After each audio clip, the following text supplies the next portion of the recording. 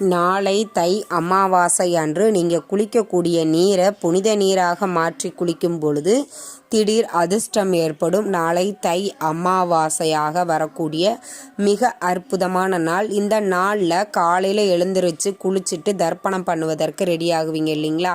அப்போ நீங்கள் குளிக்கக்கூடிய பக்கெட்டில் தண்ணி பிடிச்சி வச்சுக்கோங்க. அதற்கப்புறம் பார்த்தீங்கன்னா பசும் பால், அது ஒரு 2 ஸ்பூன் இல்லை ஒரு 1/4 டம்ளர் எவ்வளவு உங்களால் முடியுமோ கொஞ்சமாக ஊற்றி நீங்கள் குளிக்கக்கூடிய தண்ணீரில் கலந்து குளிங்க. இது சுடு தண்ணியாக இருந்தாலும் பரவாயில்ல, பச்சை தண்ணியாக இருந்தாலும் பரவாயில்ல. எந்த தண்ணியில் நீங்கள் குளிக்கிறீங்களோ அந்த தண்ணியில் கொஞ்சம் பால் கலந்து குளிப்பது அப்படிங்கிறது மிகப்பெரிய ஒரு அற்புதமான பலன்களை கொடுக்கும். உங்ககிட்ட இருக்கக்கூடிய தரித்திரத்தையும் தீய சக்திகளையும் எதிர்மறை எண்ணங்களையும் இது நீக்கும். கண்டிப்பாக நாளைய முறையில் பசும்பாலையும் நீங்கள் செய்யுங்க. பசும்பால் கிடைக்காத பட்சத்தில் பாக்கெட் பால் இருந்தாலும் அதுலேயும் தாராளமாக